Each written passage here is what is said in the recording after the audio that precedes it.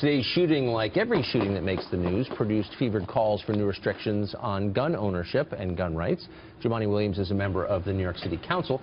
After today's shooting, he put out a statement calling for, quote, common-sense gun legislation that addresses the supply and demand for guns. He also demanded new laws, quote, combating the leadership of the NRA as they try to deceive people into thinking they're simply working to protect Second Amendment rights. Councilman Williams joins us tonight.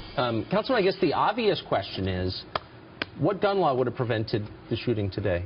I think it's a combination of things. First, my prayers for Representative Scalise and his family. I know he's in critical condition. I think it's a confluence of things that we need in preventing this type of supply. That's the supply side. These supply of guns are going into these communities. We have to prevent it. This man apparently had a criminal history. Why did he have access to these guns so readily? We also need to prevent gun laws like the ones that NRA. May I answer? I know the answer to this. So he bought his gun legally. He had a federal background check. Sure. He was not convicted of any crime, and so of course you can't punish people without convicting them under our system. Sure.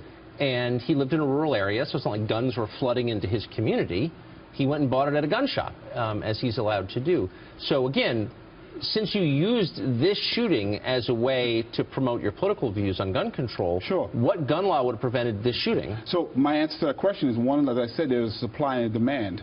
The supply side is all of the illegal guns that we talk about were legal at some point. So there's too many points of purchase and too much ability to get unfettered access to guns. I believe and understand he had 2 guns. I don't know necessarily that you need 2, 3, and 4 guns. There are people who repeat. But he had, he had a rifle, and he shot a lot of people with a rifle. Five people with this rifle. He got it legally again. So I guess the point I'm making is there are hundreds of millions of firearms in the United States. The Second Amendment guarantees the right, as translated by the Supreme Court, for people to buy them.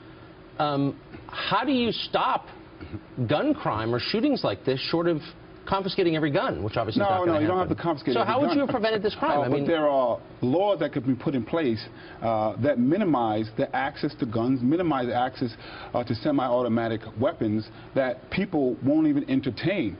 There is research that can be done with the CDC to see what those laws are. But the Republicans and the NRA block that kind of research. Okay, but I don't know why you're waiting for the NRA to do your work for you or the CDC. Now, you're an elected official, and you're using a tragedy. You're leveraging a tragedy in order. Of course you are. You're sending out a press release in the middle. People are still being carted to the hospital saying, we could have prevented this. So I'm asking you the obvious question, which is how? You're speaking to a council member who's a proud member of the city council, who's had a voice in helping New York City be one of the safest cities in the country. So there should be people listening to what's happening. Well, congratulations. But we're talking on a day about a mass shooting that took place in Alexandria at 7 a.m. this morning, and you used that occasion to send out this press release for the 4th time. What law would have prevented this? We're talking about the 159 other mass shootings that have happened in this country. So you'll concede nothing you're proposing would have stopped this? No, I'm saying we're talking about the 27,000 Americans that have died since the beginning of this year alone. And I'm saying the gun violence is occurring because there's a supply. And what I'm saying, there is combinations of gun laws that we should put forth and discuss. I'm saying that we should be allowed to just even research. Look, you're allowed to say whatever you want on this show. Any crazy idea you have, this is an open forum.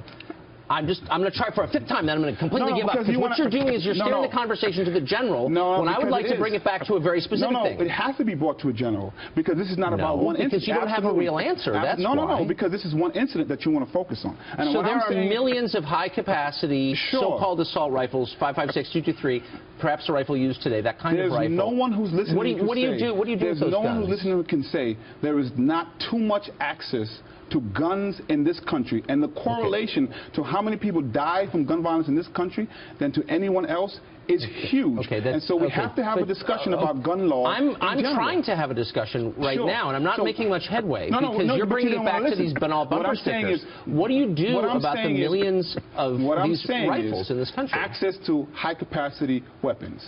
Access to purchase weapons if you have criminal history. You're not hearing me.